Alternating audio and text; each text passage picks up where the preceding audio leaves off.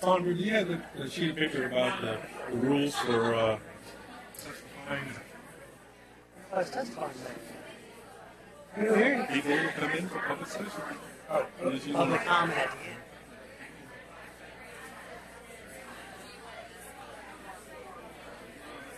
Okay.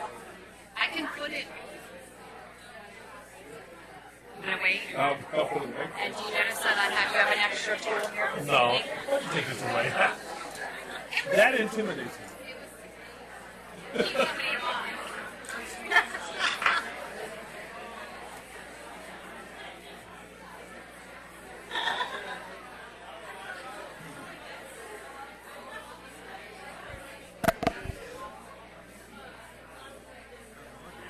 Miami this week.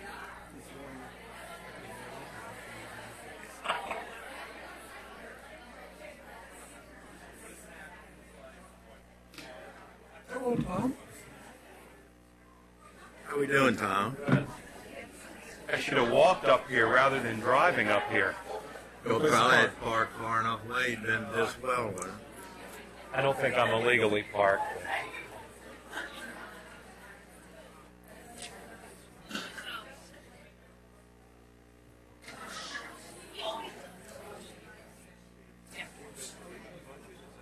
Yeah.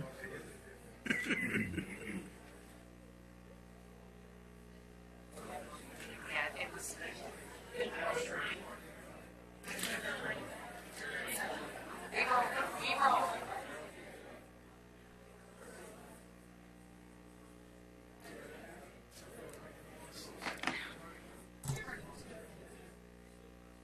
Water and tea. Herbal tea and water.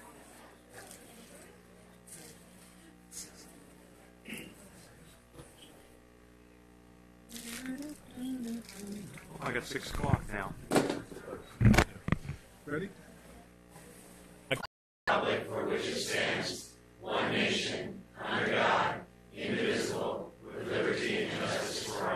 Please remain standing as we will observe.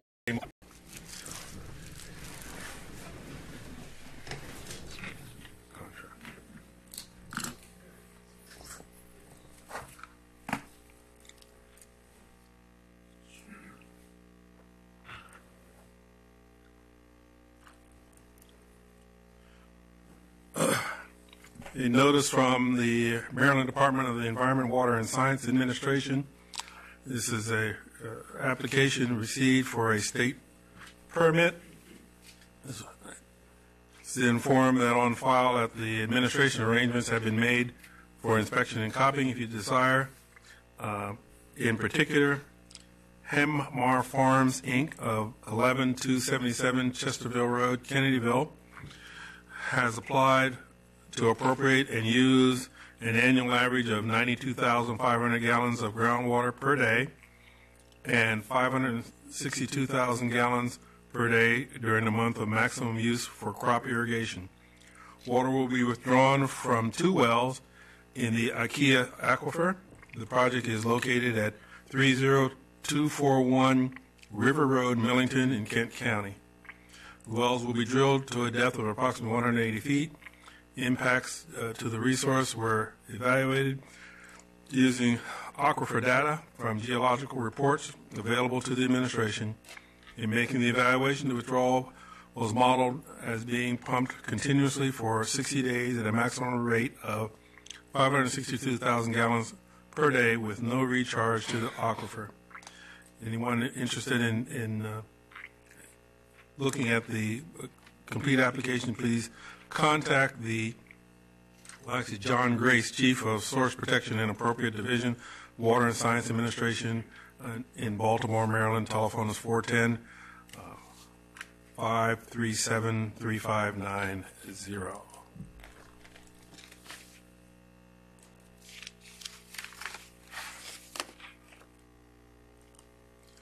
The Maryland Public Service Commission scheduled for a second public hearing for Massey Solar Project in Kent County. The Public Service Commission will hold a second public comment hearing on the application of Massey Solar LLC to construct a 5-megawatt solar generating facility in Kent County.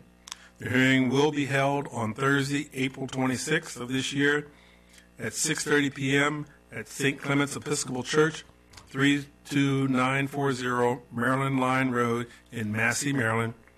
Members of the public who wish to comment on the matter are welcome to attend the hearing before Public Utility Law Judge Ryan C. McLean. The first public comment hearing was held on March 6th of this year. According to the application, the solar facility will be constructed on a 55-acre parcel at the intersection of Maryland Route 299, that's Massey Road, and Maryland Route 313 in Massey. Again, copies of the application are available for public inspection and copying at Davis, Moore, Sharon and Associates at 207 East Water Street, Suite 100, Centerville, Maryland. For those who wish to inspect the application, please call Davis, Moore, Sharon and Associates in advance at 443-262-9130. We have 2 sets of minutes, regular minutes, and closed session limits, and a liquor minutes. I'm sorry, 3. So moved. Second. Probably moving second, the aforementioned minutes be approved as submitted. All those in favor say aye. Aye. Motion is carried unanimously.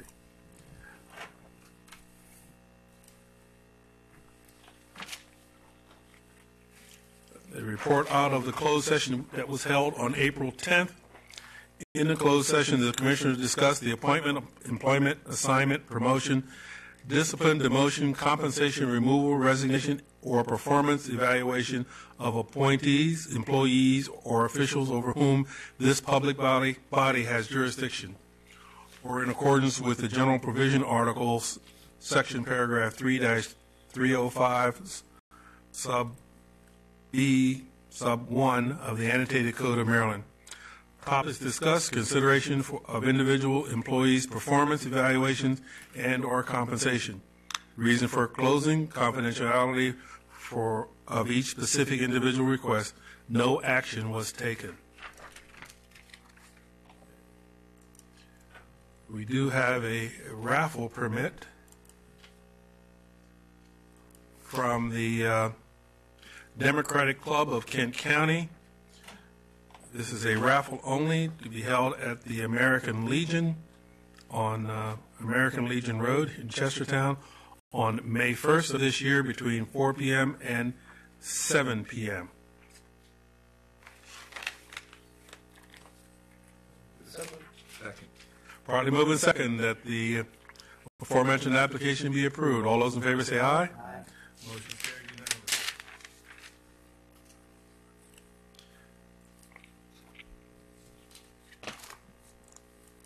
We have several Class C applications for license. This first one is beer and wine from the Chestertown Volunteer Fire Company. It's a fundraiser to be held on April 28th of this year.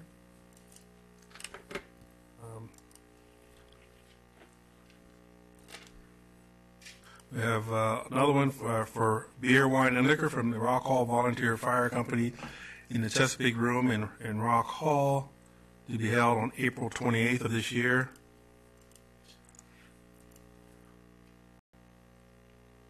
Also from the Rock Hall Volunteer Fire Company for beer only, and this is be held at Bayside Landing in Rock Hall on May 6th of this year.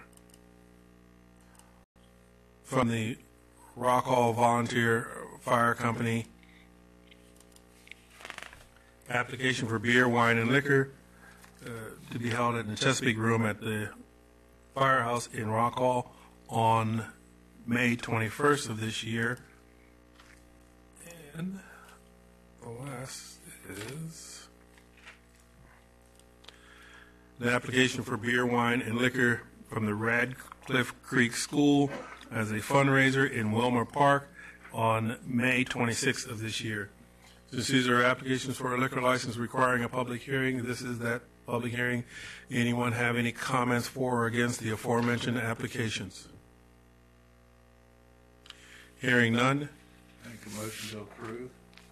Second. Properly moved and seconded that aforementioned application be approved as submitted. All those in favor say aye. Aye. Motion is carried unanimously.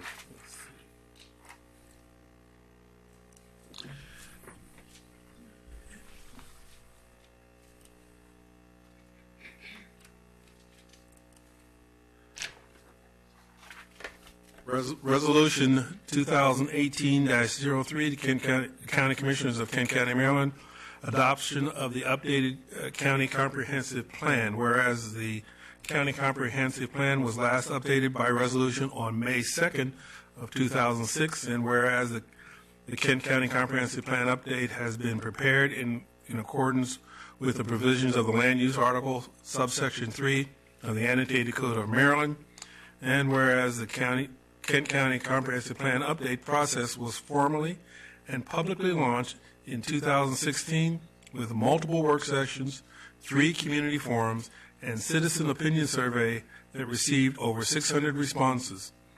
Whereas 60 days prior to the Planning Commission's public hearing, the proposed draft of the Kent County Comprehensive Plan update was distributed to the state, Kent County municipalities, surrounding jurisdictions, the Upper Shore Regional Council, and the public for review and comment in accordance with the provisions of the Land Use Article, subsection 3 of the Annotated Code of Maryland. Whereas upon proper notice being given, a public hearing before the Planning Commission was held on August 3rd of last year, with regard to the proposed Kent County Comprehensive Plan update.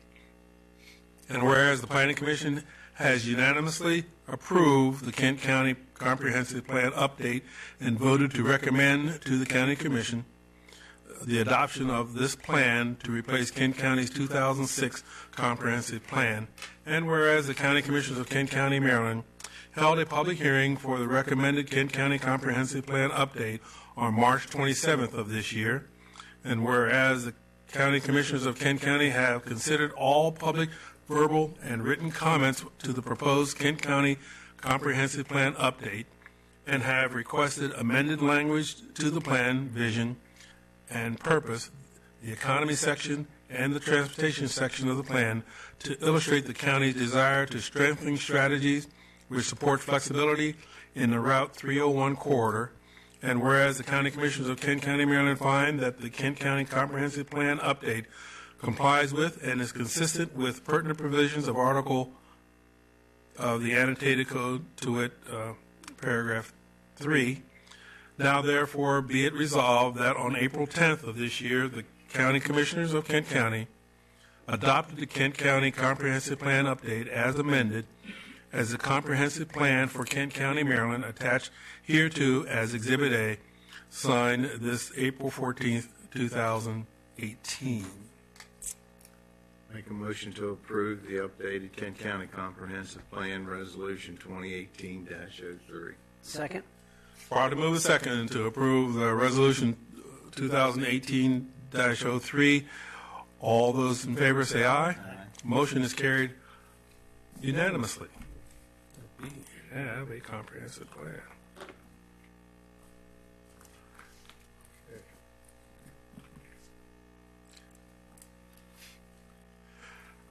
Beth Everett, Executive Director, Glenn Wilson, Board Member of United Way of Kent County, and Linda Kohler, Executive Director of Chesapeake Charities. Please.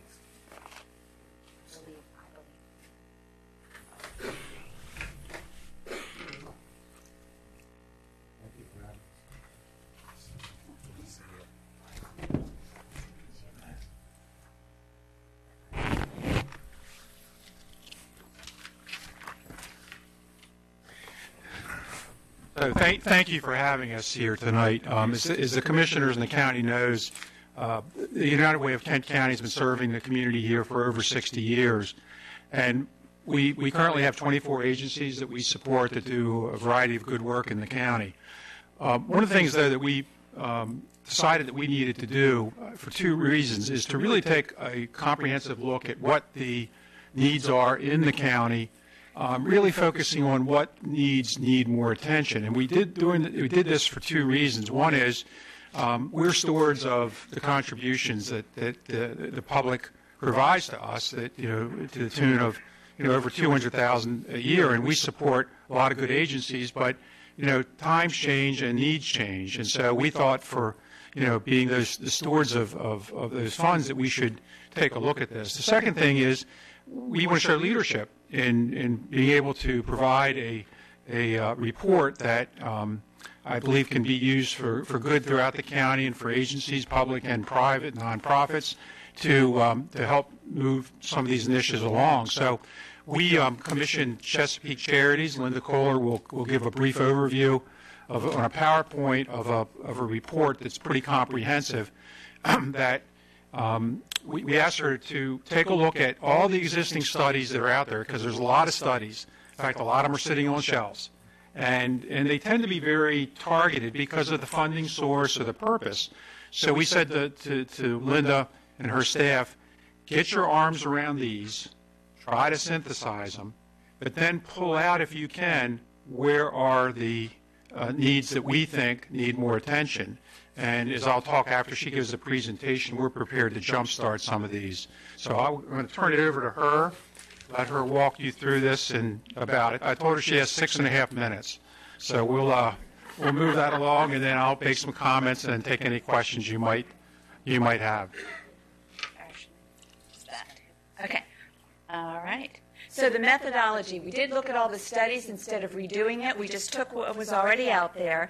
Then we identified the gaps. So what did these studies not look at? What questions still needed to be asked? Once we knew that, we went ahead and collected that missing data. We talked to a lot of people in this community and got some feedback. Then we met with the United Way of Kent County. We narrowed the focus to the things that they could really tackle. They can't do all that you do. They can't do all that the Board of Education does, but what could they do with community support? And then we researched and recommended some possible solutions. You have tremendous community assets here in Kent County. First, it's strong leadership right here in this room, but also within the community. When there's a need, people step forward and they take action. We noted that collaboration between the local agencies has greatly improved, and that came from them. They said they're working better together today than they have in many years. You have an educated, highly skilled retirees who are willing to volunteer their time, and they do. The number of people with unmet needs here in Kent County is manageable. It's a small population. You can make a difference. There are jobs available for skilled labor, and that's a tremendous asset, and there's huge attachment to this community. Many young people, while they say they may want to go away, they don't. They stay here. They come back. What are your challenges? We looked at generational poverty. Talking to the Department of Social Services, most of the adults are already second-generation folks that they've served, and they have children. So you've got a third generation there who still is in need of support. There is an increasing number of elderly residents and a declining population of children and youth. That's going to put pressure on our schools because more folks are going to be advocating for services for the elderly as opposed to services for the young. So that's an important thing. You need to continue to support those young children in school. There is already a shortage of health care providers here. That's across the Eastern Shore. It will only get worse.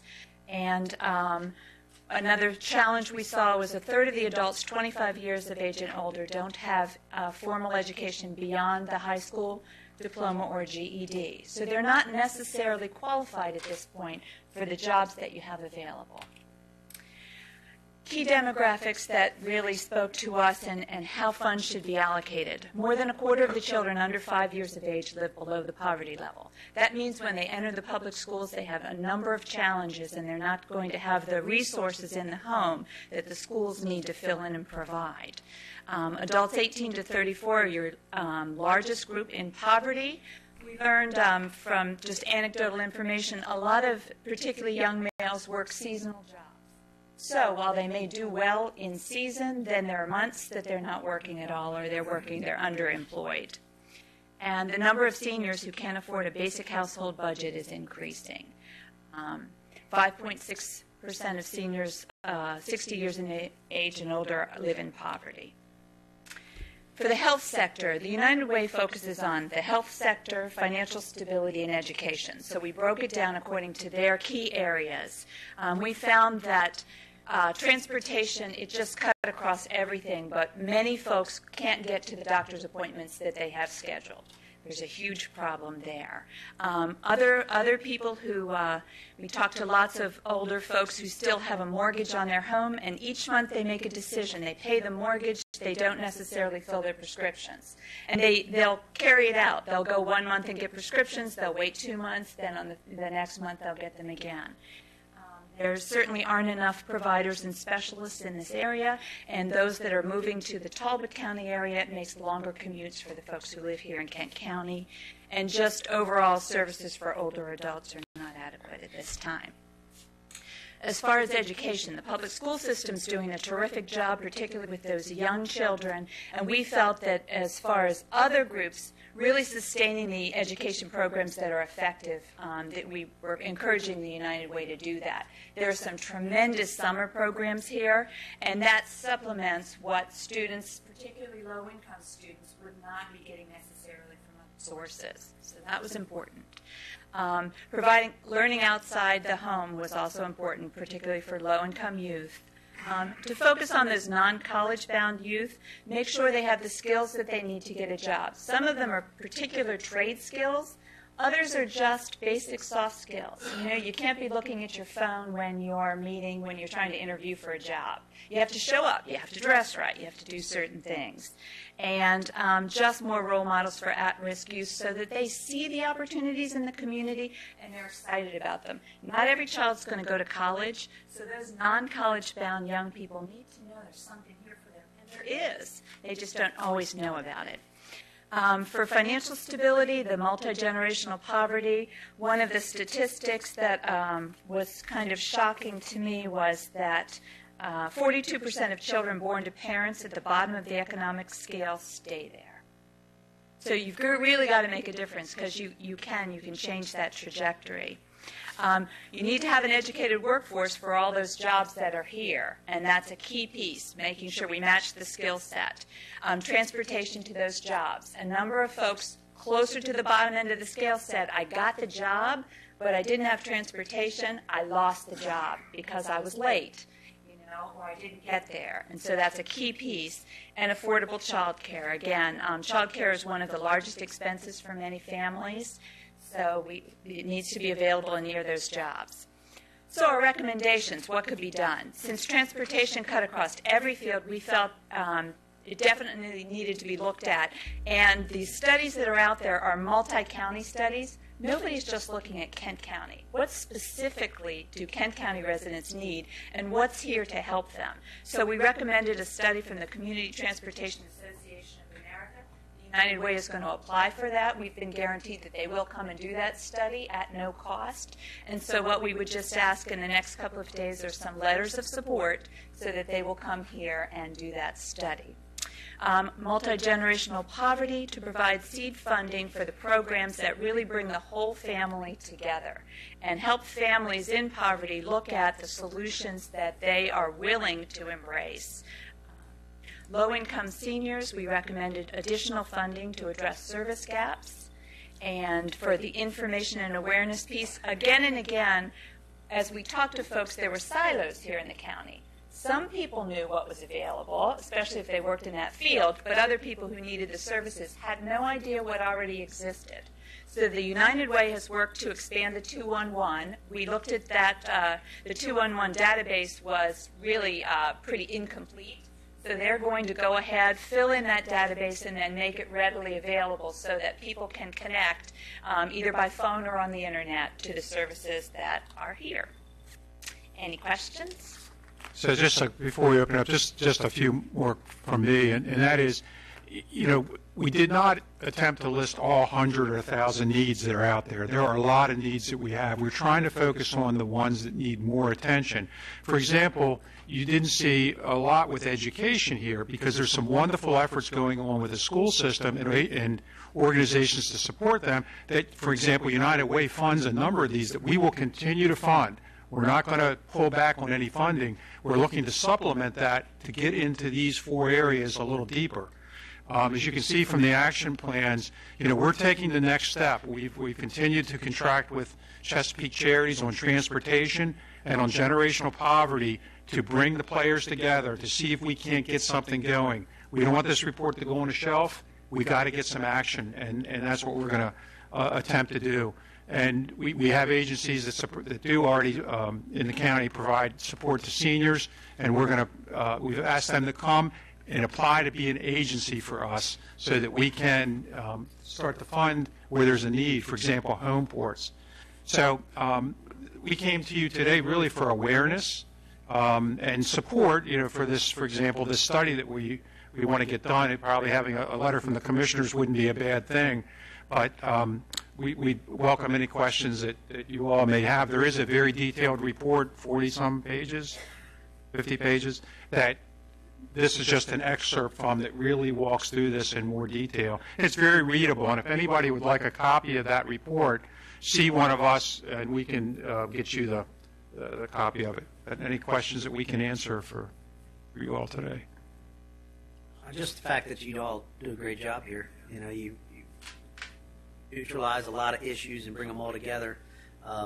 Whether it's child's program, whether it's seniors program, looks like, and it's nice to see that you're more focused now, so your money will be spent wisely. Good. Thank you. Thank you. Yeah, we have a good board. We're up to 18 now, and very dedicated, and so we're serious about this. So, thank you. Thank you for supporting the community.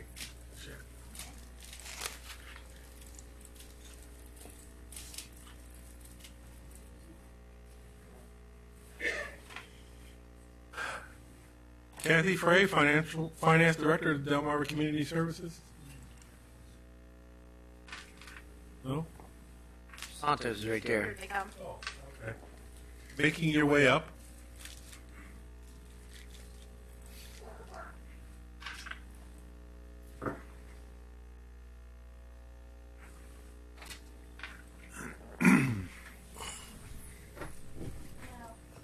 And since we were just talking about community transportation.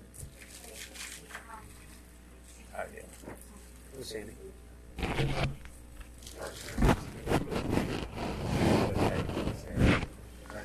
How are you?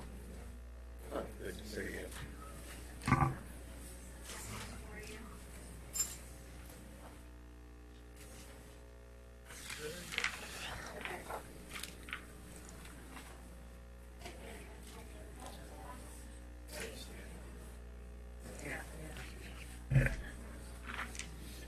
Same thing.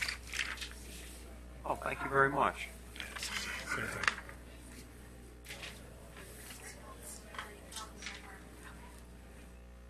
I like the presenters that bring an extra copy for me. You feel good.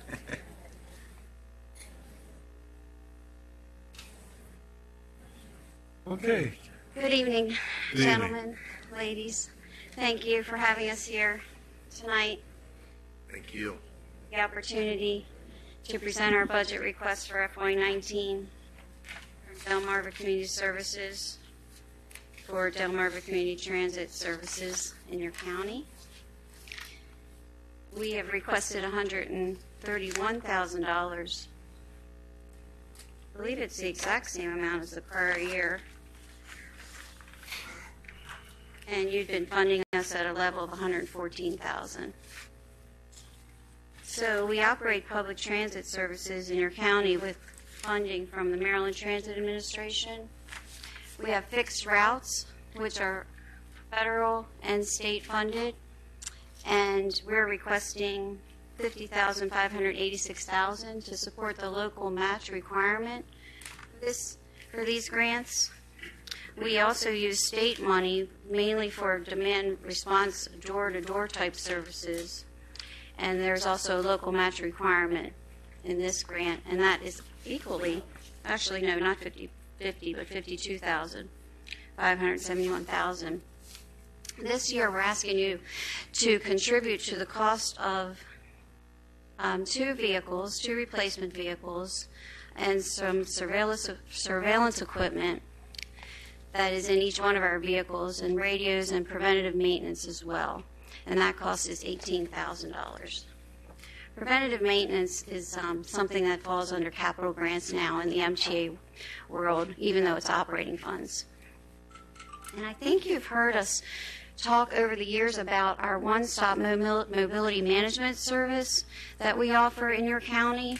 Our manager, Mary Hanley, wasn't able to be here to speak about this program to you, but as you know, she approaches all of the services with great enthusiasm, and we have an office here on High Street, and we're able to coordinate transportation. We're able to provide travel training and door-to-door service with smaller vehicles. And we've invested, I think we mentioned this to you before, we've invested in smaller vehicles, vans with wheelchair ramps that are easily maneuverable by without hydraulics. So anybody, I was going to say the ordinary person like me can operate it easily, and it's really helped tremendously in cutting costs, especially fuel, as we've been very fortunate. It's been steady for a number of years.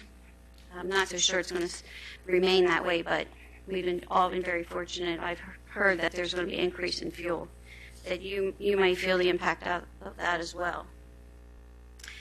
I know that you are contributing what you can and supporting us, and we appreciate that a lot. If there is a way to fill in the gap between the full local share amount and what you're contributing, it would help us greatly as we are contributing our own funds to fill in the gap. We can use some soft match to draw down state funds in the demand response service, and that's very valuable, but in that we can draw down more state funds, but we have less cash to actually operate. So you're used to seeing statistics that we give you every year, so you can get an idea of how many trips we're providing in your county, and by what service, the demand response or the fixed routes. And I don't know, do you have a copy of this as well? Right.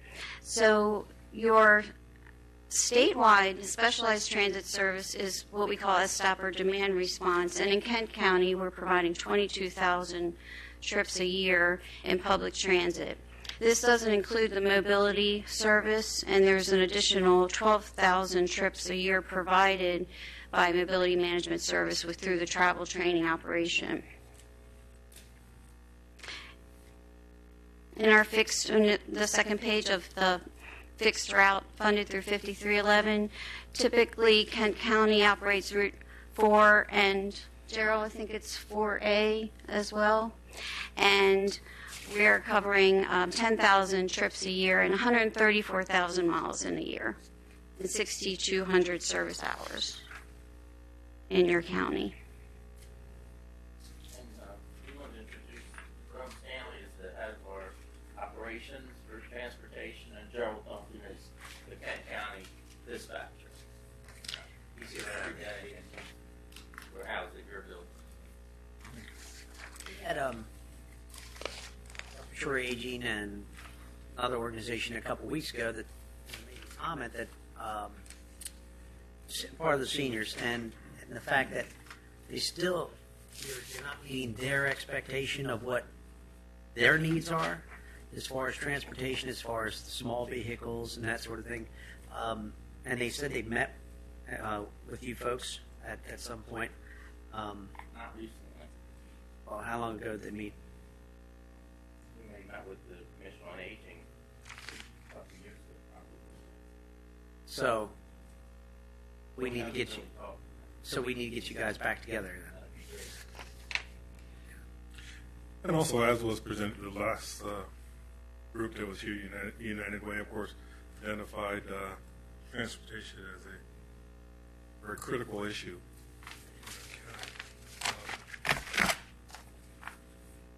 We would like to see our transportation needs met more readily. Either your service or some other service, whatever we can figure out how that works after they finish their survey. It's very, very important for in the rural area. Just can't go out and catch the MTA bus or go and catch a subway. And contrary to many of those folks who are on the other side of the world, I'm sorry, on the Western Shore, who don't have an appreciation of what it's like to live in a rural area. We have to, it's hard to get from point A to point B unless you drive yourself, and as we grow older in our community, it's harder and harder. When the request comes, we hope you have a seat at the table and be able to step up. I have a question regarding the miles. Are the Kent County miles exclusively Kent County miles, or are these miles from, let's say, a bus picks up passengers in Kent County, then travels to Easton and may pick up Talbot County passengers or Caroline County passengers on the way? Well, they wouldn't be picking up Caroline or Talbot along the way. They would go directly from Chestertown through Centerville and then over. You may go to Wyoke and pick up people at the college, because that's a transfer point at the college, then go on from there to East. So if a bus is transporting Kent County residents, let's say to Talbot County, there may be on that bus residents from other counties, or no? If they're transporting via, let's just say, Brad would go from Chestertown to the transfer point, Right. and then head on over. So we do use the transfer point because other people feed into that. Okay. So, Jerome, Yeah, short answer is yes. If they're coming from another area, we bring people into Chestertown, out of Chestertown. So we both ways. So with the miles then, this is the miles to the destination, ultimate destination, not just the miles to the transfer point. Right. and back. Right. And you're asking for an increase in funding of $131,325. We're asking, exactly, and it's approximately 17,000 more than what you gave us last year. But are you asking that to go into your reoccurring cost, even though it's going towards transportation or is helping buy buses?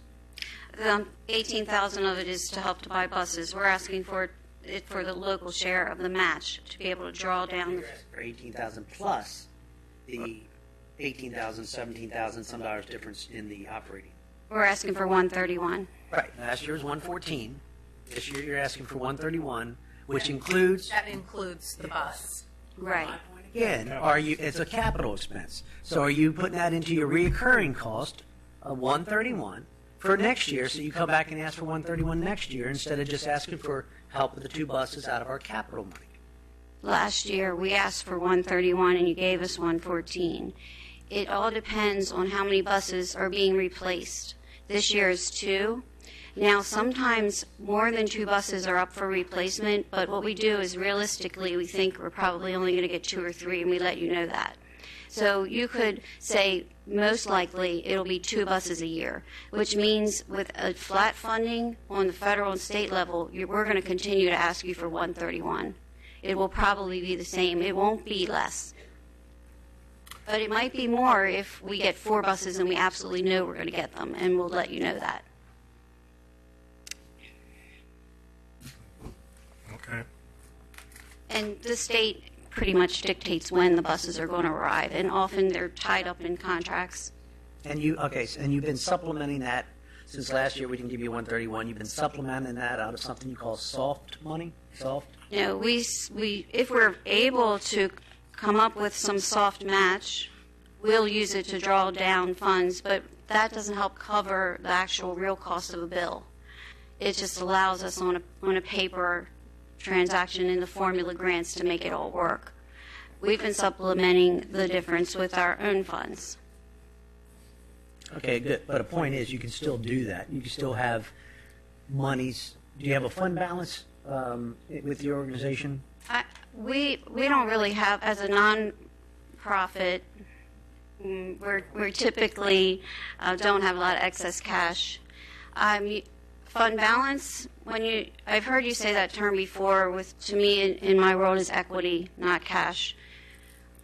We do not have cash set aside in a great amount. We have a lot of special projects, especially the development of 10 acres adjacent to our headquarter facilities called Chesapeake Grove, and there's a capital campaign going on, and there is going to be cash for that. It's restricted.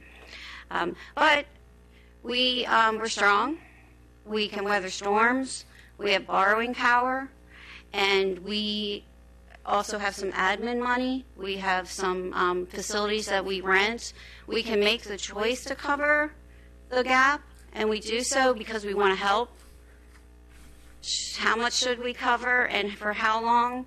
That's maybe a conversation we could have ongoing with you, also in conjunction with all the other topics that you want to talk about.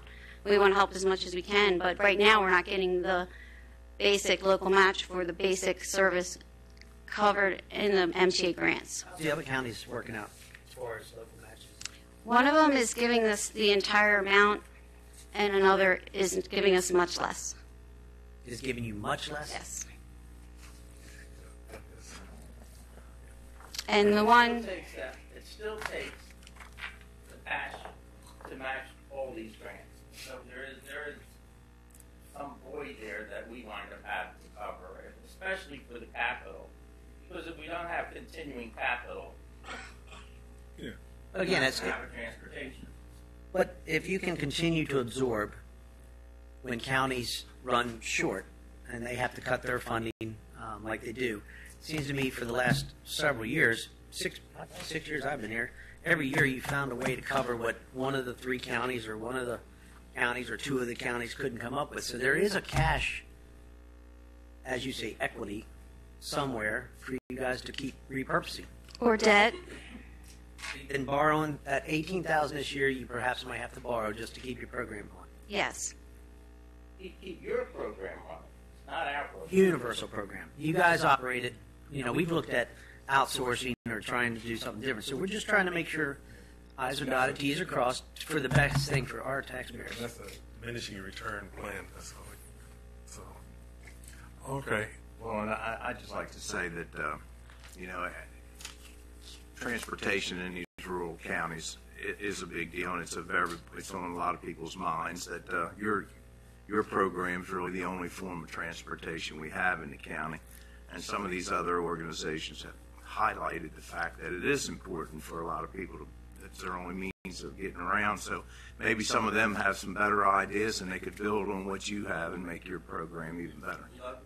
Absolutely. And we But also I think you have the only system in place, and if there's some people that would like to work with you to make that better, I'm sure you're available.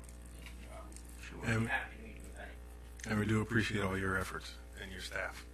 Same here. Easy thing to. And it is a coordinated system too, which does help all counties. To transfer someone to another route in order to get somewhere that we're not going to, and that other route does go to, or you're not coming from Chestertown, may not complete the circle, and there's a transfer, then we have that also. So it's a highly coordinated system also. Well, definitely do appreciate all your efforts. And thank you very much. There may be further questions later. Thank you. Guys. Thank you for coming.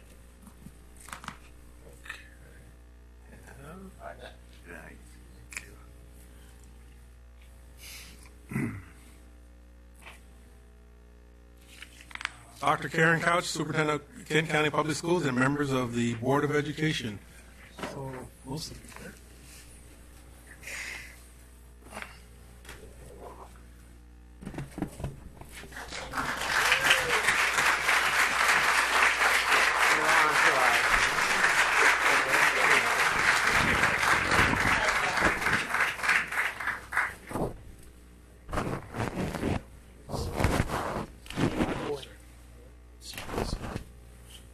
You do a lot of things for brownies.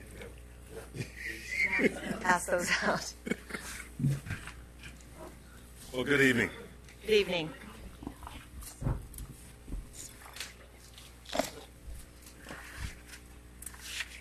Thank you, Mr. Getz. Come on up, Mr. Reed. Mr. Reed is here too. So he probably needs a booklet as well. Okay. Yeah. Don't be shy. Good. Okay. All right. I don't think anyone else is here. So With that, President Pickram, Commissioners, Ms. Heller, thank you for the opportunity this evening to present the Superintendent's proposed FY19 budget. We have a number of slides we would like to go through. We're going to go through them as quickly as we can. We have some comparative data that we thought you would be interested in as well. But I'd like to begin by just outlining our district priorities this year. I'm not going to go through the narrative for all of the district priorities, but I thought it was important for you to have this before you so that you can see what our priorities are for the school system. Priority 1 is education excellence and equity for every student, and that's providing a high quality instruction and culturally responsive educational program. Our priority 2 is highly effective and diverse workforce. That has been a challenge for us, but we have made a lot of headway with regard to that, particularly when we looked at comparative data with neighboring counties. We are right at about 9% with minority teachers. That's not including our support. Our surrounding counties are at 3 and 4%. So we feel, yes, we can always do better, but we feel that we've done very well compared to our neighbors. Safe climate and student-centered facilities. This is important for us, a safe environment, and also our optimal world-class buildings that we feel are important for our students. And priority 4 is a student, family, and community engagement focus. And so we've reached out, and you'll see in a number of the activities that we've had in place, but also some of our future activities that I think have been beneficial not only to our school system but to the county. Priority 1, I thought it would be important to review, and you have in your packet a small handout that we added just because I thought it was important. It's a small one like this. And I thought it was important to outline where we've been and how the investments that you've made over the years, and we thank you for that, have paid off with regard to these priorities. So priority 1 are for education excellence and equity for every student. These are the things that we have in place currently in our school system that really fall under these categories. Our CTE programs and pathways that we have at the high school are incredibly rich. We have 9 pathways, 8 that are on campus, which include auto, tech, construction, culinary arts, teacher academy, Project Lead the Way, which is our pre-engineering program, our ag program, our healthcare pathway, and our broadcasting pathway, which we're very excited about with our radio station. And then we have one off campus, which is our fire and rescue. So we are incredibly lucky to have those pathways in our small little county, and we are actually the envy of many of our neighboring counties, because not only do we have incredible pathways, but we have incredible success, with 71% of our students that are graduating that are dual completers, that have not only CTE certification but high school diploma. We invested in full-day universal pre-K, and we spoke to the highlights with regard to how we fare in the state. We are number 1 in our ranking with our testing that we did in kindergarten. We also have improved our fine arts programming in PK through 12. A lot of counties, when there come times when they have to make the cuts, they typically look at areas that maybe they don't feel are as important, but we feel that because we are a community that embraces the arts, we feel that we should be improving and expanding upon the arts. So under the help with Mr. McHugh, he has helped us with regard to adding in our Arts in Motion program, and we've been able to expand programming, provide professional development for our arts teachers, and one of the really outstanding projects that was just completed, it was in the Chestertown Spy, was the mural that we have was just put up today at the high school, and it had a lot of community involvement. And if you have a chance, please go take a look at it. It is absolutely beautiful. And so we're proud of that. We've invested in digital resources. We have so many opportunities to individualize our learning. We have over 5 programs, digital resources for math, 5 programs for English language arts, 2 programs for science, and then 4 programs that actually address all content areas, which includes discovery education. We have small class sizes. And we're proud of that. In our high school, our average class size is about 25. Our average class size in middle school is 16 to 20, which we feel is a very nice size, and that really has been made possible by the Kent Community Program that was put in place, and I'll talk about that a little bit later. But in our elementary, our average class size is about 18 to 1. Now, we've got some classes that may be a bit larger than others, but no class. I mean, I talked to my daughter-in-law, who is a assistant principal in Howard County, and she looks at our class sizes, and she said we would die and go to heaven if we could have those class sizes. So we're very proud of that. We have athletic programs for our students, very rich athletic programs. We have taken steps to fully fund those. We have wrestling, basketball, volleyball, lacrosse, soccer, field hockey, baseball, softball, tennis, bocce ball, track and field, cross country, swimming, and golf. And I think that's pretty amazing for our small county. So we think it's important in a rural county because we want to have the ability to provide a lot of activities for our students. Dual enrollment with Chesapeake and Washington College. That has grown over the years. We've been able to expand on those opportunities. And right now, I know that Scott Boone has been talking with Chesapeake College. We're trying to come up with some more distance learning. Since our students have the laptops, we want to be able, we don't necessarily have to have a dedicated distance learning lab anymore or a classroom. They can take these classes from home if we can find a way to make that available to them. So we're working, and as soon as the fiber is all lit up, we hope to be able to have some expanded opportunities for our kids and for our teachers as well. Priority 2, highly effective and diverse workforce. We are one of the few counties that provides instructional assistance in kindergarten. A lot of counties have done away with that, so we've managed to continue to fund that. We have an outstanding new teacher and administrator mentoring program. Dr. Flute, who was here earlier with the Democratic Club, he is actually one of our mentors for our, one of our new psychologists, who is also a minority pick, and she's doing an outstanding job, and we're excited to have her in our county as well. Professional development schools with Washington County, Washington College. That helps us as well meet the needs of our teachers, the ones that are newly hired, and provide some outstanding opportunities. Priority 3, we have under safe, climate, and student-centered facilities. We thank you for your support for school resource officers. We believe that's important. We believe it's important to have school resource officers in our secondary schools in particular. We believe it's a deterrent for potential violence or wrongdoing that might occur in a school. I've had so many comments from parents just seeing that car parked in front of the middle school has just made them feel exceptionally good about dropping their kids off. So I thank you for that as well.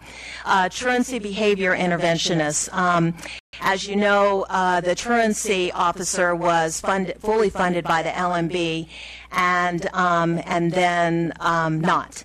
So last year it was a half-time position that we absorbed into our budget, but we made that into a full-time position and added a piece and made it more of a behavior interventionist, working with our students that are what can we do to help them stay in school, and how can we coordinate and keep eyes on them a little bit better and keep them in school. So not just the hammer, but, how can we provide some services for those students as well. We provided school safety training, ALICE training. We've sent a lot of our teachers to obtain that training, and of course that is an investment that we have to provide in our budget. Positive behavior supports and interventionists. We have a very rich PBIS program, which is a positive behavior intervention system, and we've really been focusing on that. I think that our principals are getting very skilled at how they do that. At the middle school, they've come up with a way of teaching kids money management and also rewarding them for good behavior. So if you do the right thing, you get money deposited into your account. But if you have an issue, you might have money debited. And then to go to PBIS celebration activities, they have to have a certain amount of money in their account, and it's like, oh, you mean I need more money to attend this event?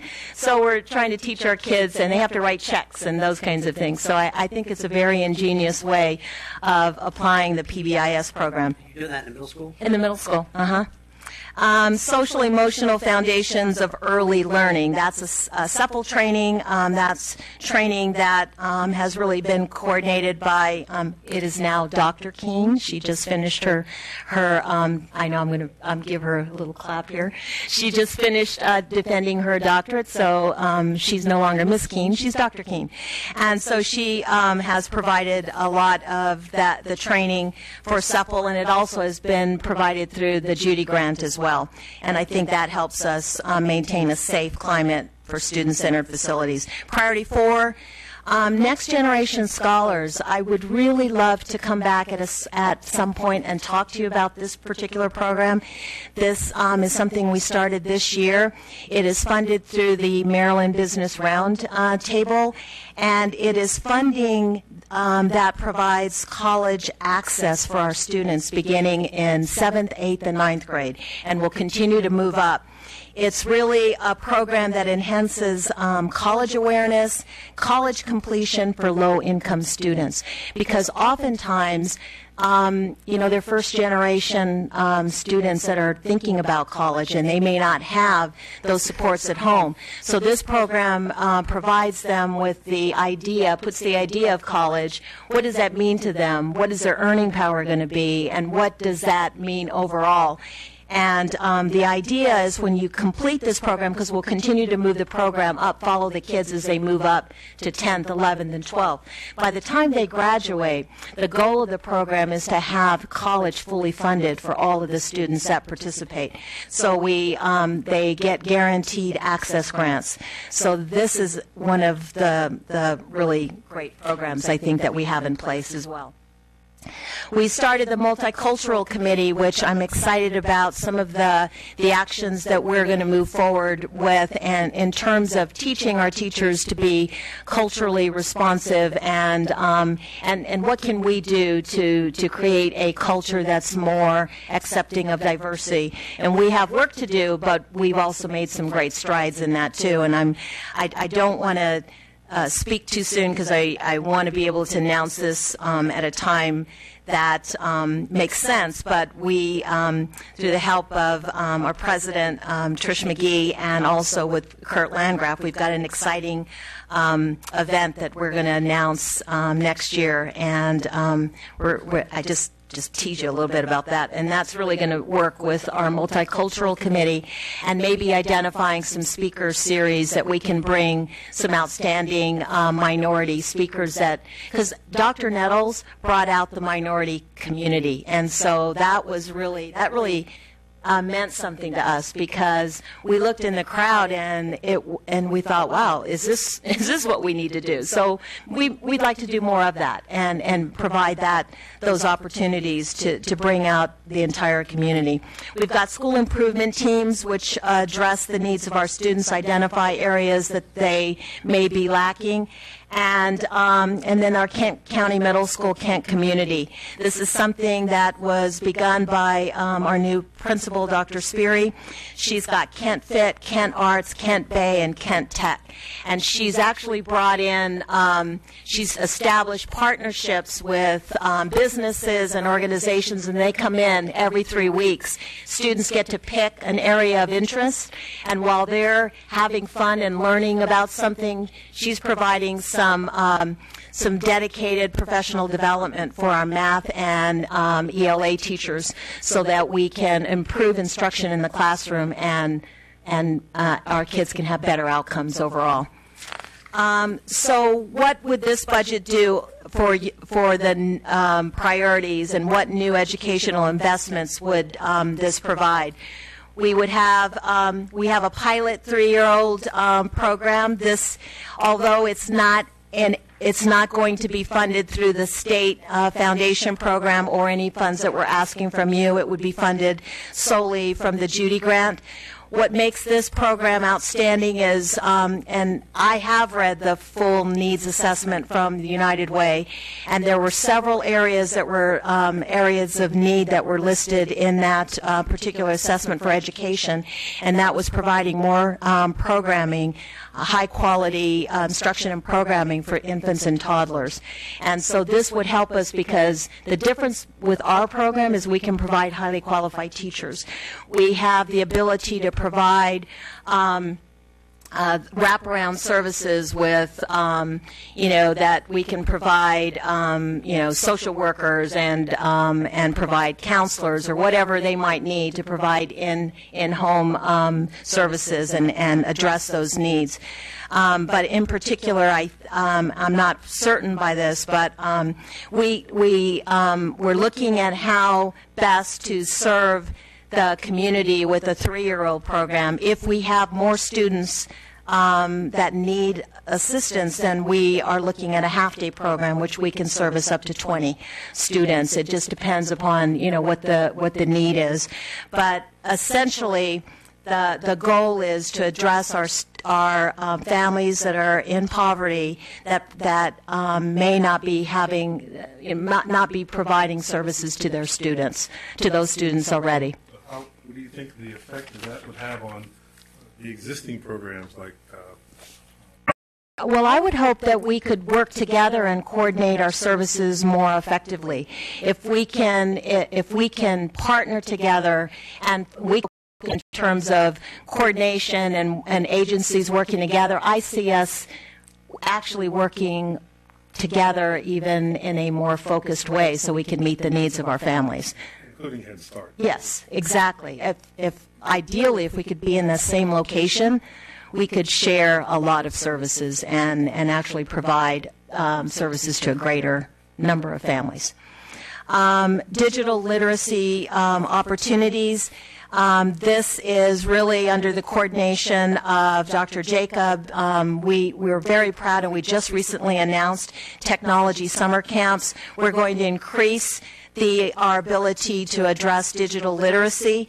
Through Google Grants, we're offering 5 weeks of technology summer camps, game development, robotics, Raspberry Pi, wearable technology, and artificial intelligence.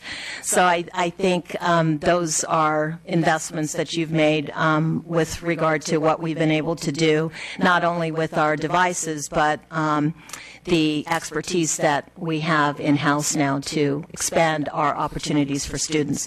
Highly effective and diverse workforce. With this budget, we feel strongly that we're going to improve beginning teacher salaries and be able to move up in ranking. We'll have more competitive salaries. We are going to have increased and expanded recruitment fairs, and we're very excited about Dixon Valve working with us and sponsoring professional development this summer with regard to responsive classrooms, which we feel will help us address some of the needs that we have, that we've noted in our classes. Priority 3, one of the things that I think you heard or we've talked about a number of times is the fact that we have almost 60% of our students come or live in poverty.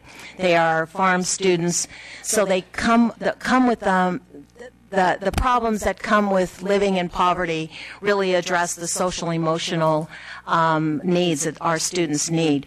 So in this budget, we have 3 helping teacher positions for our elementary schools, a guidance counselor that would be dedicated, another guidance counselor that would be added to the middle school to help with mentoring, individual counseling, and small group needs.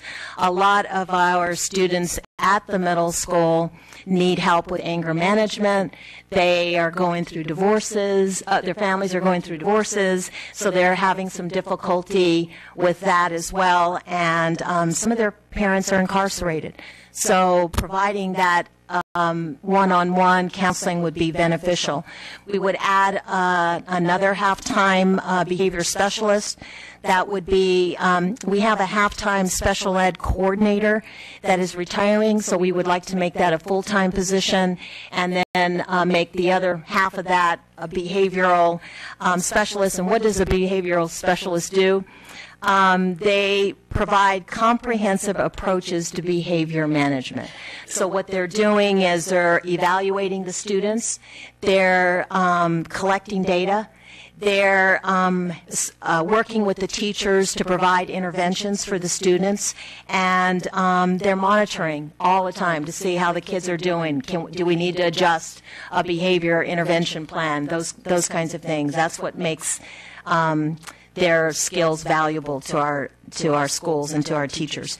And capital improvement projects. We talked about that with our 6-year facility strategic plan, safety, vestibules, roof replacements. All of those create student-centered facilities.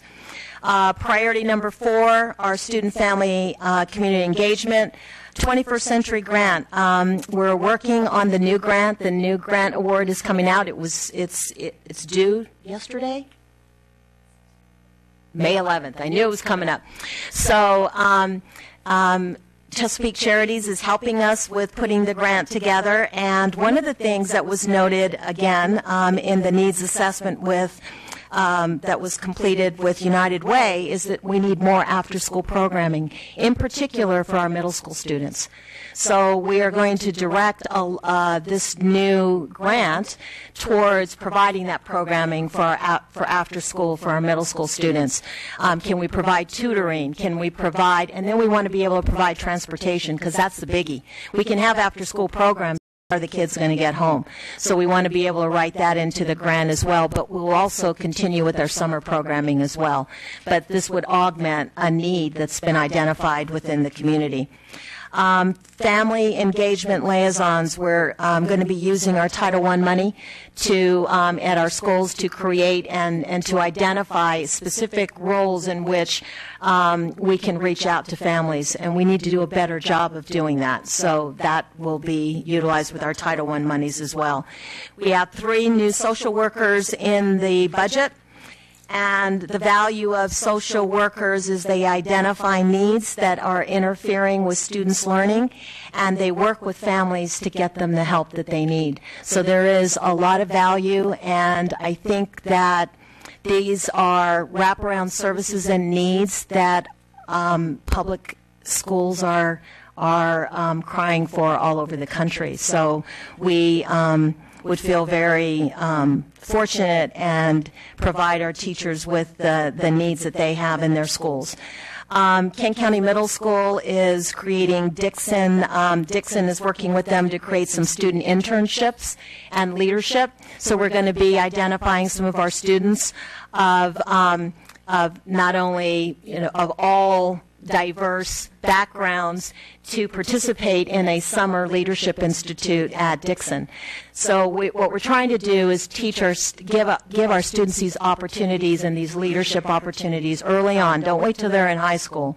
Start it early while they're in middle school so we can address their needs as well. And then we've developed a wonderful partnership, or we'd like to continue to develop our partnership with Kent County, with the Kent Center. And that really is helping our special education students with transition activities, help them. You heard it a little bit from the presentation from United Way that we want them to learn about soft skills, and we also want them to gain the skills that they need so that they can be employed, some employability opportunities for our special education students, budget management, and how to live independently. So that is also in this budget as well. So what are some highlights that we did for this year? And I thought it would be interesting for you to see the total amount of money that we have brought in to augment our budget and that have helped us with regard. One of the things that I didn't note with Next Generation Scholars, we are actually one of 5 counties in the state of Maryland that are participating in the Next Generation Scholars. Allegheny, Caroline, Wicomico, Dorchester, and Kent County are the only counties that are doing that, and we it's $140,000. What do we get for that? We take kids on college visits. We provide activities for families. We will help them with completing, when the time comes, to prepare for the SAT, ACT, fill out their forms so that they can get scholarships, all of those things. It's a very focused program that is going to meet the needs that we feel that we haven't. We got to get them thinking about college before high school, and that's the only way we're going to, have more students or young people in the community that have college diplomas. And then what does it mean? Why should they even bother? We want to explain to them what their earning power would mean long term if they had that college diploma. Technology grants, you'll see we were awarded a number of those. QZAP funds, you see what we've been able to do. We were able to provide some money to the radio station so they can move forward with their renovation, and then aging schools. I can't speak enough about the age of our schools, and things happen. And so we've been able to access some of those monies to pay for that, which help our budget as well. We've implemented a number of cost efficiencies. I won't go into a lot of detail about that, but we've really been focusing on where can we look at a competitive bid processes so that we can save as much money as we can so that we can put that money into the classroom. And so a lot of the items that you see there are what we've done. The final thing that I will note at the bottom is consolidation and building surplus. What I'm sure you're asking, which buildings are you planning on surplusing? In this budget, we only have a Millington Elementary as a school that we would surplus in FY19, and so we've garnered the savings for maintenance, grounds, and utilities for Millington Elementary in this budget. There's no other savings from any other schools that would be vacated. We've still kept in the budget the utilities for Wharton and the Board of Ed and all of those things, because we're still going to have to maintain those facilities until some decisions have been made, as we discussed at some point in time with regard to where we go with Wharton Elementary. What are the factors that affect our budget? Anytime you add new positions, obviously it's going to take new funding. Healthcare costs are always increasing. You experience that yourself. Salary increases, of course, require increase in budget. Our utilities have gone up. The maintenance and age of our buildings have affected us as well, and, of course, increased costs for funding. Bottom line for all of the new positions, you'll see that the total amount for all of the positions is $751,000. Healthcare increase for us comes out to about $135,000, and we actually have ratified. At the last time I talked to you, we hadn't ratified contracts. We have 2 contracts that have been ratified and one tentative agreement with our support. Our administrators and teachers have ratified their contracts, and with this, in order to fully fund all of the, including the tentative agreement, we would need close to $671,000. If you add all of that up, the price tag for that is just a bit over $1.5 million. If you back out, even though we have the bus drivers on here, we actually reclassified them as our employees. That we've taken them out of contract and moved them into permanent employees with benefits. You take that out, the total new educational investment in this budget is $1,078,534, representing about a 6% increase from FY18 to FY19. And so at this point, I think I'll turn it over to Ms. Towers just to briefly go over the comparative annual data. We can go into as much detail as you want. I know I would like to talk at the end about the comparative data that it's a single page that we'd like to go over, but you tell us how in-depth you would like for us to go, but I would definitely like for us to talk about the comparative annual revenue sources. Okay, so in taking a look at the revenue, let's look at the bottom left box. That gives you a good summary. The summary of county funds, looking at an increase proposed of $597,650. Out of that, if you break it down, county appropriation would be an increase that we're asking of $806,465. And non-reoccurring costs, we go ahead and back those out of $208,000.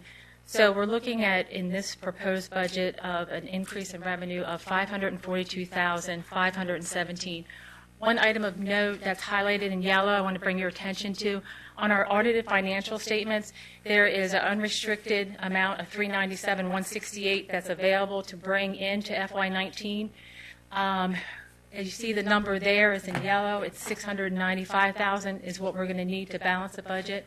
From the cost savings that we have done this year, we're very hopeful that, or maybe a little bit, 100,000 more, that we can comfortably bring in. So I just want to bring your attention to that number. That we're bringing that into FY19. And so, what Ms. Towers was saying is we haven't closed out the year, so we're, there might be potentially more than that. We still have boilers that need repair. Two boilers that need repair. Yeah, so we're optimistic that we might be able to bring a bit more into that, but that's what we're estimating at this point.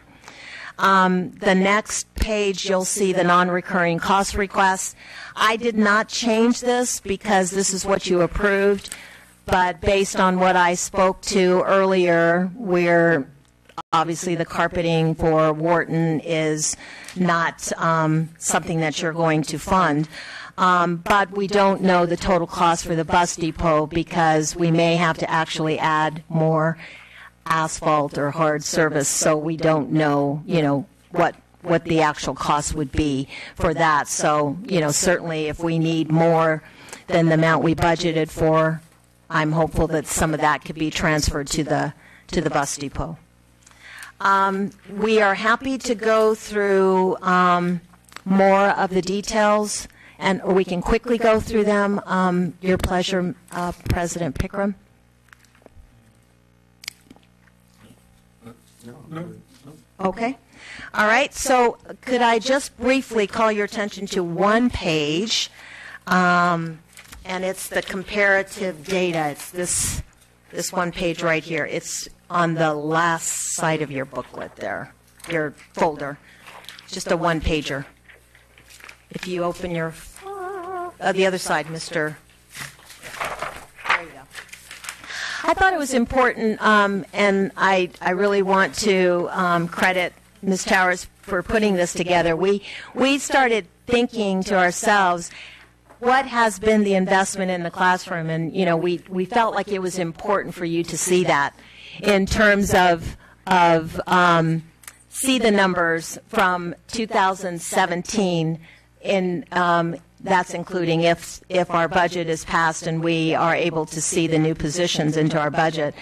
You'll see that the changes and the variables in terms of what the variances would be and how much is the projected classroom investment that you would see with this budget. And we just felt that this was important to highlight so that you can see where your money is being directed with the budget, and you can see what the changes have been over time. You'll see that our fixed costs have gone up by 11.34%, which is quite a significant amount. We've increased instruction by 4.28%. Student services, which is our counselors, our social workers, all of those aspects that really service our students, that would be almost a 79% increase. And then you've seen some increase in administration, but it's very small. It's a 1.19%. But projected total classroom investments over time would be 1.2 million. Close to $1.3 million that you have seen investment into the classroom over the past 2 years with this budget. Have you looked at, like, 'cause social workers came up a few times. I know other counties have outsourced that operation. Yeah. Maybe there's some other, things that you requested here that perhaps could be outsourced to different social agencies that bill insurance companies instead of us having to come up and add another position to a school system? We attempted, and we have done some partnering with For All Seasons. The problem that we have had with that is it takes time to build up your caseload to be able to bill back for Medicaid, and that's the funding source. So there could be some benefit, which if we, over time, once we're able to bill, but you've got to be able to front load the position in order to be able to do that. And we were hopeful. I mean, if you'll recall, when I came and presented the budget last year, I talked about our ability to partner with For All Seasons, and my hope was we would be able to find enough billing to be able to add a full-time position at Wharton. We were not able to do that. If they're coming in and providing the service, where's your issue of having to provide that? If they're going to come in and provide, aren't they responsible for the billing aspect of that? They're not going to, they would have to fund the position in their agency, and they're not willing to do that unless they can get 100% return by billing through Medicaid, and they're not able to do that. They're not able to sustain that. That's just the one agency. Have you checked into others? I don't know that there are any others that we could that are willing to do that. Pacific River have both weighed in that they'd be interested in. Mm-hmm. I think the problem is there's a lot of our students that would not qualify for the Medicaid for all of Medicaid billing. You're not going to be able to find 100% of a social worker that's going to be able to have all of their salary billable to Medicaid. In-house social worker versus an agency providing the social worker to come in and do the same thing, correct? Pardon? I'm sorry. You're talking about having a full-time position. Yes. I'm talking about them providing the service through their clinical outreach. Right, and oftentimes they can only provide services to the students that they're able to bill for through Medicaid. Maybe I'm saying this wrong. Maybe Wendy would like to speak to that. Come on up, Wendy. She can probably speak to it better because she works with it every day. Dr. King. Yay, Dr. King. Sorry. Wait, go ahead. Wendy, can you come to a microphone so that it's recorded? Thank you. Come over here. I'll move.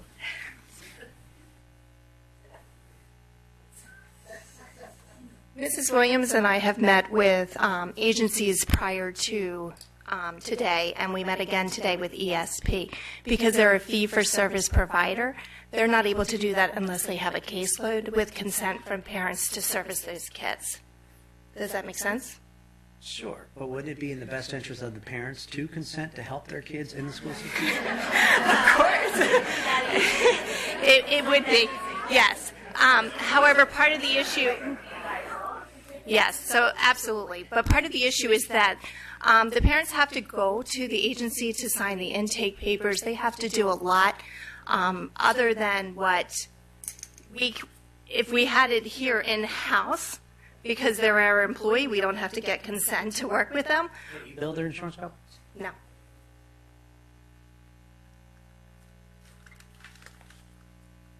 It's really about providing services for our students that we're not able to. Right. A lot of times we can't get the families to go and complete the paperwork, so then we've got a child that we're not able to provide services for. So if we have an in-house employee, we don't have that hurdle that we have to jump. We can provide services to the families and to the students immediately. But that third-party provider may be able to go out and do that intake Right. on their own if they're Right. interested in the business. Right. So- We've tried that, and it hasn't, I mean, we had positive hopes with that with regard to For All Seasons, and it's not Well, For All as Seasons easy. is- as- For All I Seasons know, is and one. this is an example, but what I'm saying is it's not as easy as it might seem. Oh, obviously, I'm not a social worker or a psychologist or work in that field, but just seems my understanding that there are providers who are willing to take that on.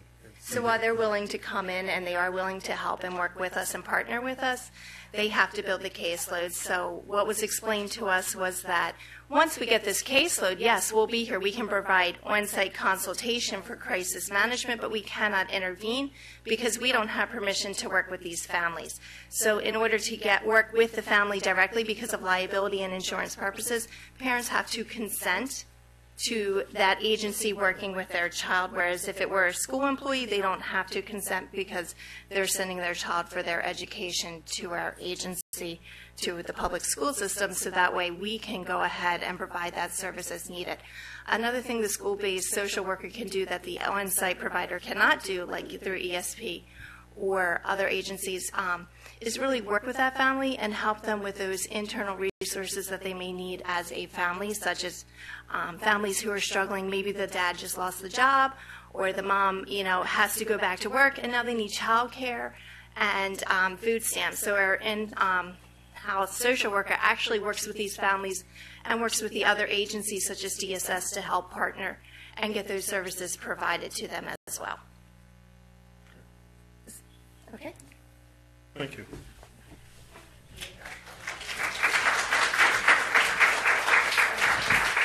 See, that's what happens when you get a PhD. She gets a lot of accolades.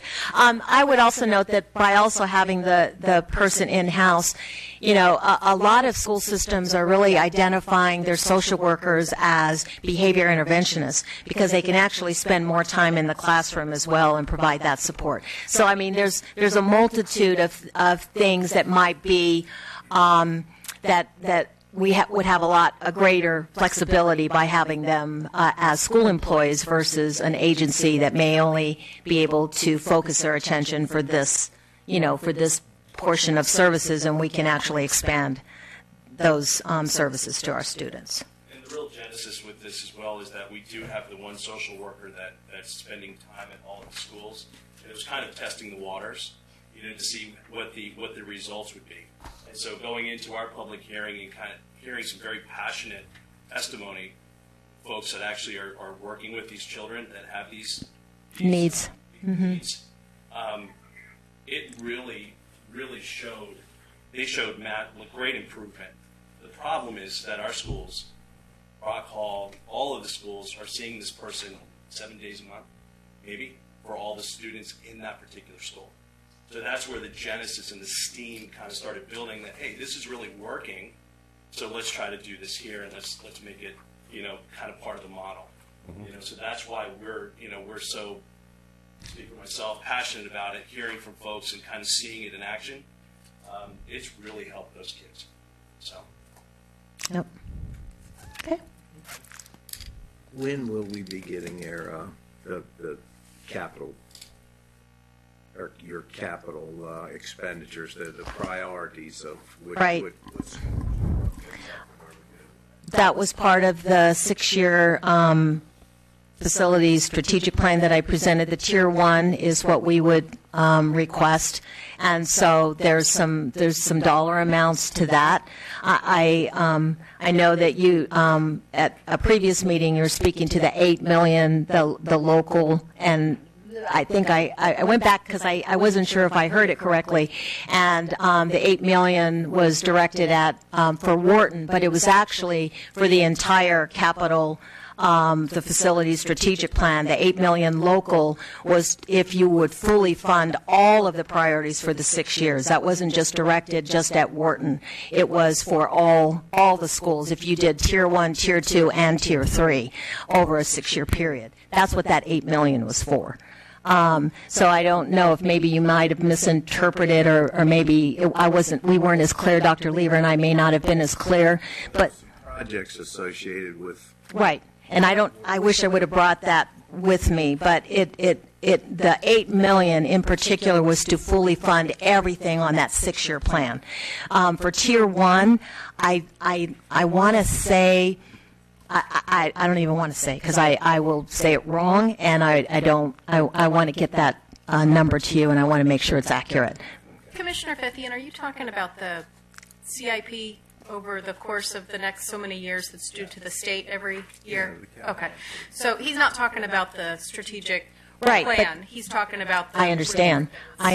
But on that is the Tier 1 is what we would be requesting for the upcoming capital improvements. So, I would have to, I think we identified that Rock Hall and Galena were the ones that we talked about, and whether you were interested in looking at the security vestibules. We're waiting, we have that information out there with regard to what passed with recent legislation. I don't know what we're going to be eligible for and what we might be able to access.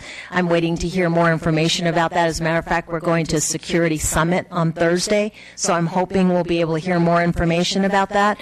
But what we would be asking you for is to fund Rock Hall, the roof, and then also to begin the design so that we can move forward with the Galena project.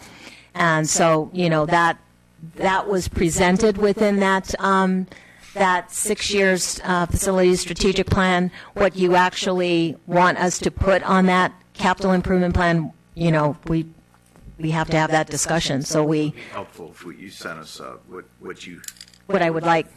Okay. Projects we want to move. Certainly.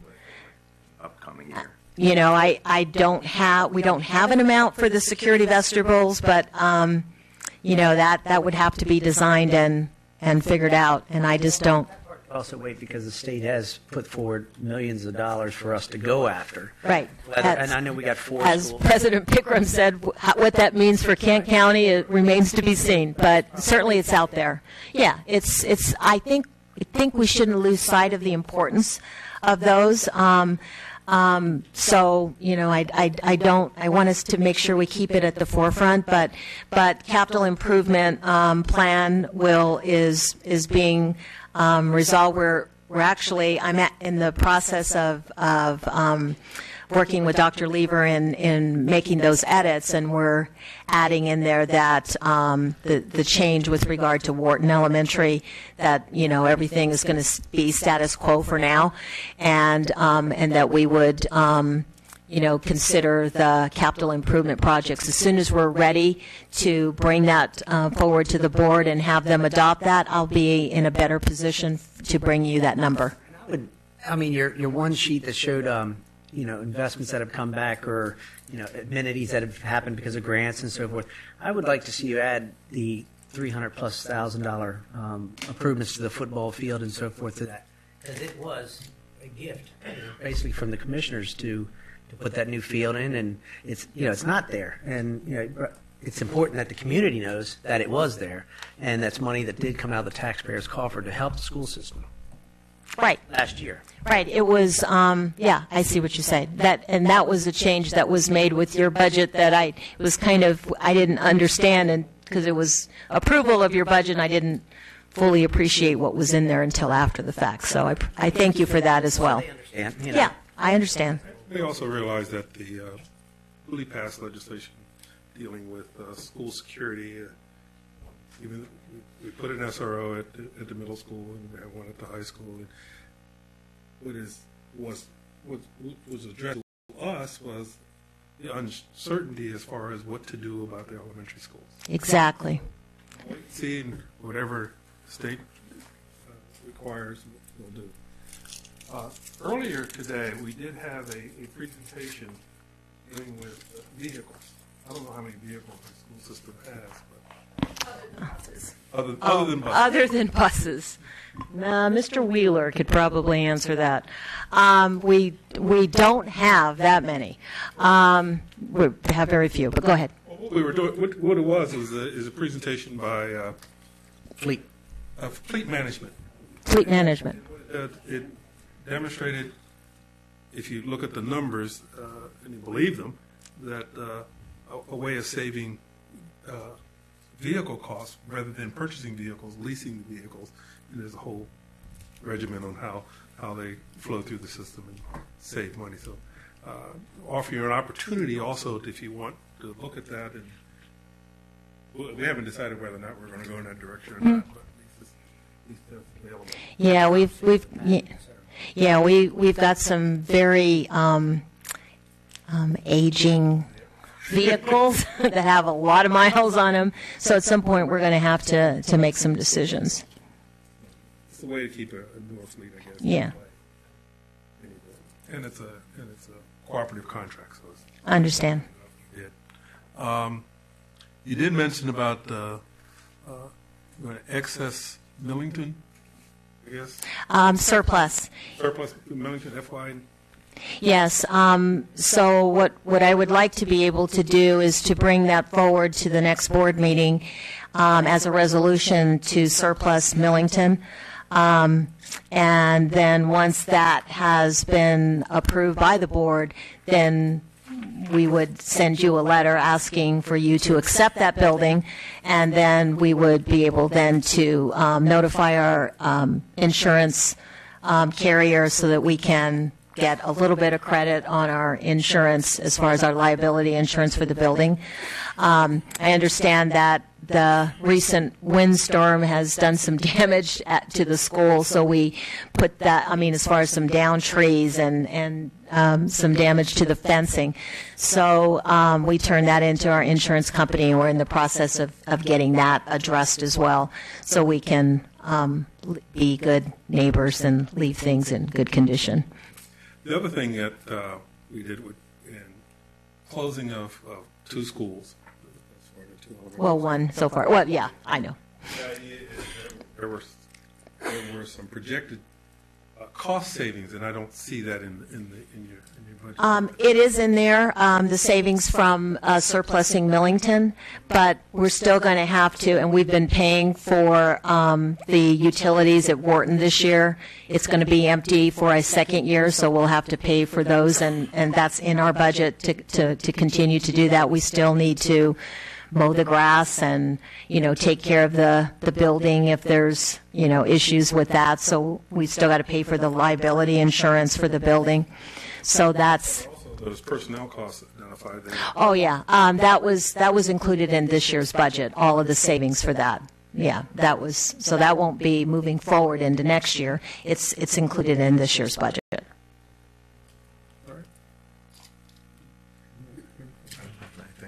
Okay.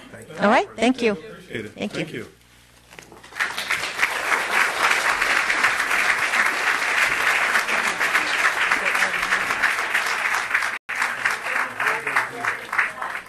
Here, as you go home. Should we have that clear?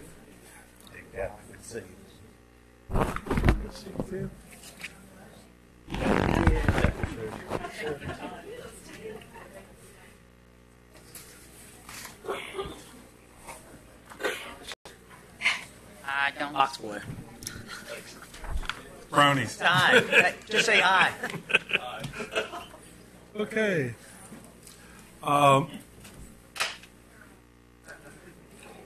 Robert Edler, I don't know if he should be here. Annette just went to go get him. Oh, okay. We ran out of seats for him. Oh, good. I can't get to the hallway now. Right, you know. No.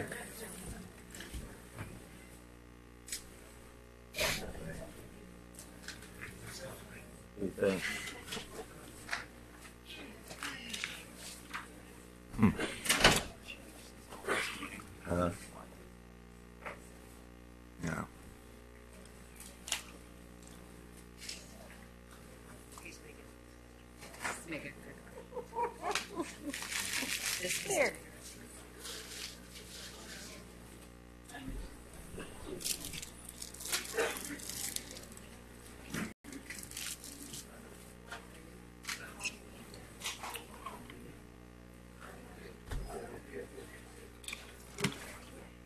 Straddler's house.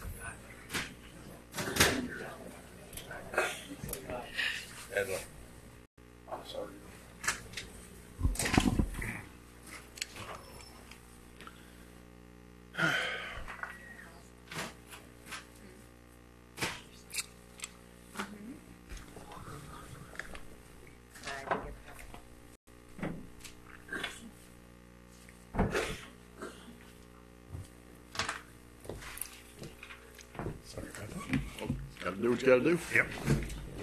Yes, sir. Good evening. I'm here tonight to get approval for the 62 annual liquor license that are coming due. They expired at the end of this month, and they must be approved in order for them to get the new ones May 1st. There's 62 of them. One has a licensing period change from 12 to 6 months, and there was 8 establishments that had a change in officers. We're still waiting on fingerprints for 3, but that should not be a problem. I think you're satisfied with all of them? Yes, sir. Yep. Make a motion to approve. Second? Probably moved and second to approve the 62 annual liquor license renewal applications as submitted. All those in favor say aye. Motion is carried unanimously. Thanks, sir. That's it? Well, there will be 2 next week. Okay. Late ones that I think Mr. Yeager's going to present. Right, we're going to Okay. discuss those with you Okay. All right. before the next meeting. Thank you. Are you Scott? No, Scott's here tonight.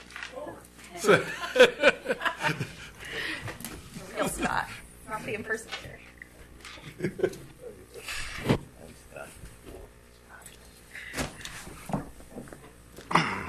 Okay, quick update on the fiber project. We're about halfway done segment 12, which is Quaker Neck.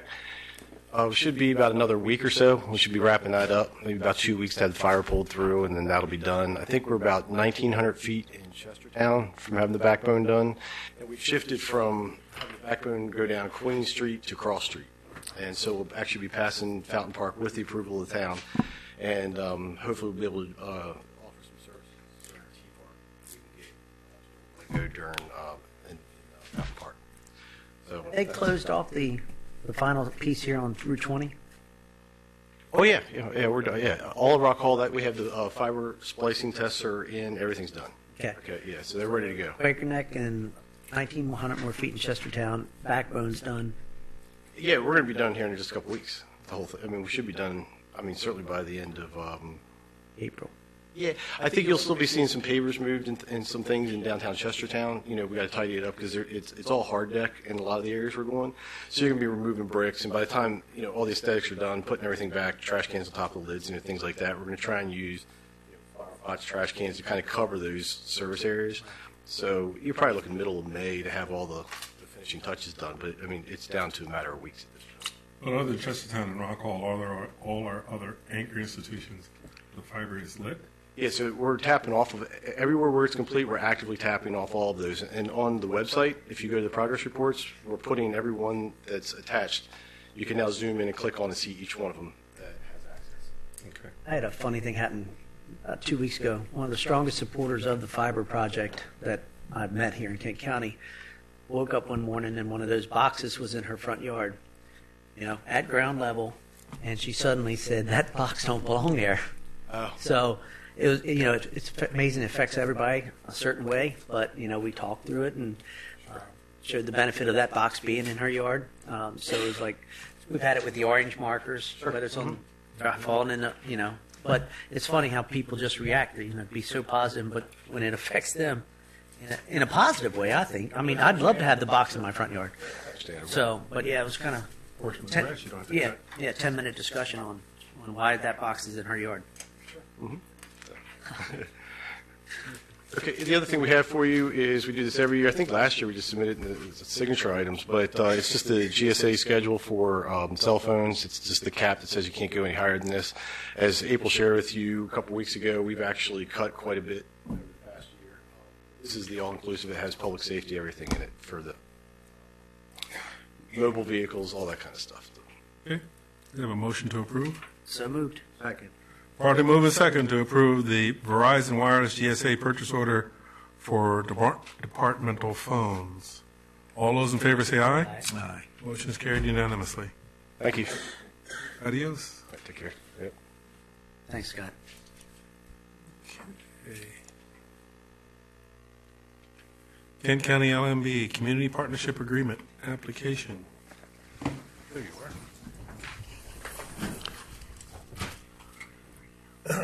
Welcome.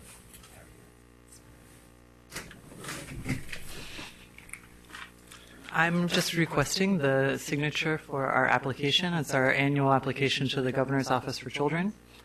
And then it is going to be a negotiated award this year. So instead of just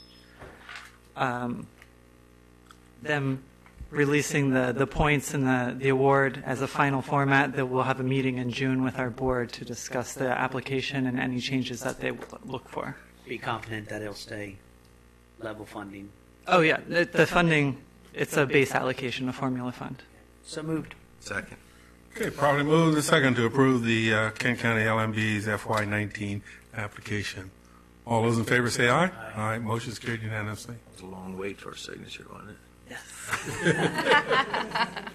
But entertaining and informative. Are we doing the bylaws too? Or, okay, great. Thank you. Okay. Thanks, Rosie. Yes, ma'am. Okay, before you tonight, I just have one item, and that is 2 recommendations for the Bay Bridge Monitoring Committee. So moved. Second. Partly moved and second to appoint 2 residents as recommended. All those in favor say aye. Aye. Motion is carried unanimously. And that's it. Well, I think, or talk about the letters of signature. Sure. I don't know that she's here. Is she? No, Ms. Allen's not here. Okay, the first one is it's a certificate of recognition and service for Miss Helen Nicholson.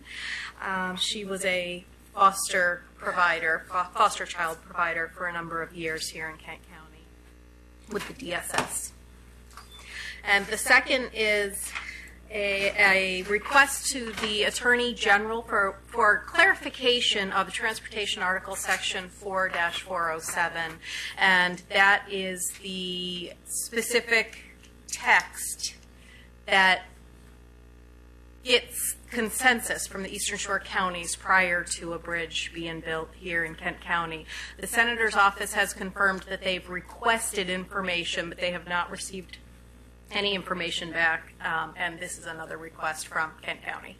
What we have done is submitting a letter to the Attorney General asking for an Attorney General's opinion as a clarification of the Maryland Transportation Act, which in essence said, among other things, other counties, but including Kent County, that a state agency, including the Maryland Transportation Authority, may not construct any toll road, toll highway, or toll bridge in the counties enumerated in this section without the express consent of the majority of the governments of the affected counties.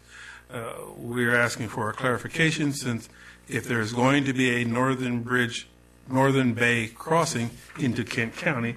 Kent County would be the only affected county here on the Eastern Shore, so we ask for a clarification that if this is, as we feel, says that we must consent, of course, and we probably will not, but want that Attorney General's ruling very specifically.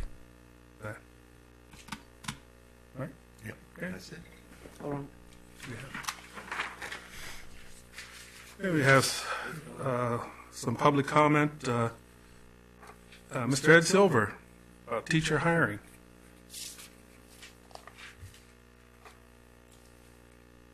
Good evening.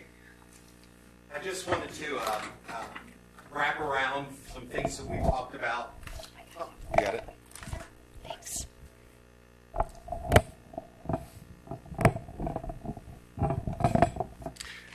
Sure. Several weeks ago I came and we talked a little bit about our needs and knowing that we're starting to recruit for teachers next year. And I just wanted to report in that after this Thursday we will have gone to 13 job fairs from Southern Virginia through Pennsylvania, Delaware, Maryland. I know Mr. Pickram encouraged us to reach out to some universities that have larger minority populations. We did attend Virginia State, Delaware State. Delaware State was really good for us this year because it was a snowstorm that day. The students showed up, but most of the other school systems didn't. So we had a captive audience. The snow wouldn't stop us. But so we have talked to probably well over 500 candidates in different places. Our pool is wider, deeper, and more diverse than it's ever been. And now we start our process of interviewing. So, and I will say that, so that's, I think, is a real positive thing. We did look at our data.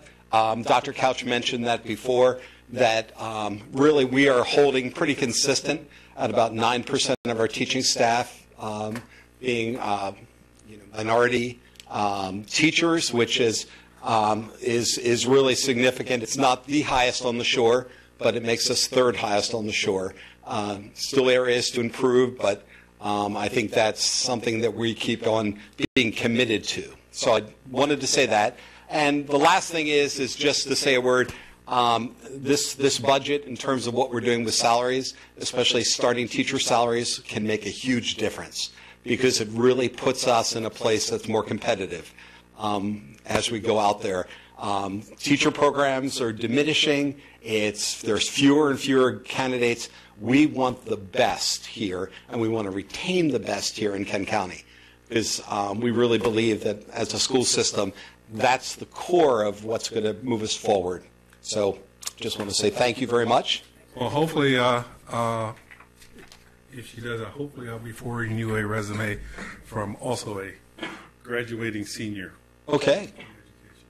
And to echo what Commissioner Fithian said, we do applaud a system that places more value in our teachers and those that are on the front line versus brick and mortar. We very much, if you notice there, I think the emphasis on the budget is very much an instruction. It's something that's going to be, supportive of our students, and that's our priority. So, thank you. Well.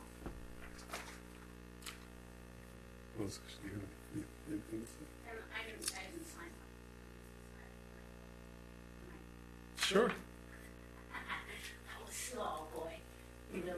Hello, everyone. It's Robbie Bear, parent and a member of Support Our Schools.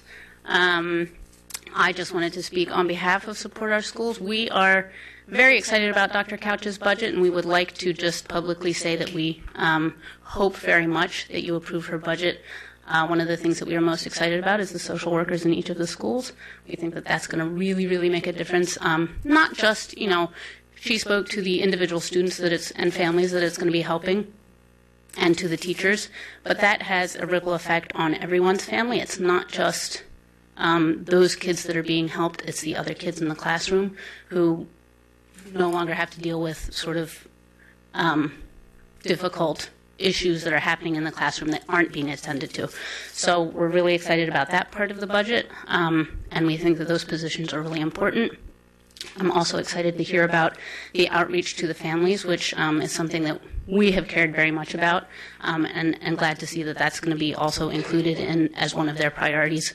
So also, to follow up on what Dr. Silver said, having a competitive salary that we can bring more talent into the county, but also keep the really talented teachers who are here. We have sort of a habit of training really great teachers, and then they can't stay here because it just doesn't make sense for them financially to stay here. And so we're training great teachers to go out and be great teachers in other counties. So I think being able to pay them, and being able to pay them well as a starting salary, which is something that you brought up, Mr. Fithian, I think that's something that's also important, and I'm really glad that the new budget is taking these things into account. So I just wanted to say that we really support this budget, and we really hope that you can find a way to make it happen and bring all of those different elements into the schools, because it's going to really make a difference. And we're really proud of what the schools have done already with the budget that they've been given, but just a little bit more is really going to help a lot. So thank you very much. Thank you. Any questions from the media? A whole bunch of you did it this time. None? Okay. Okay, motion to go into closed session to discuss the appointment, employment, assignment of an employee and its evaluation and compensation. I'll second that. Properly moved, we go into a closed session for the aforementioned reasons. All those in favor say aye. Aye. Motion is carried.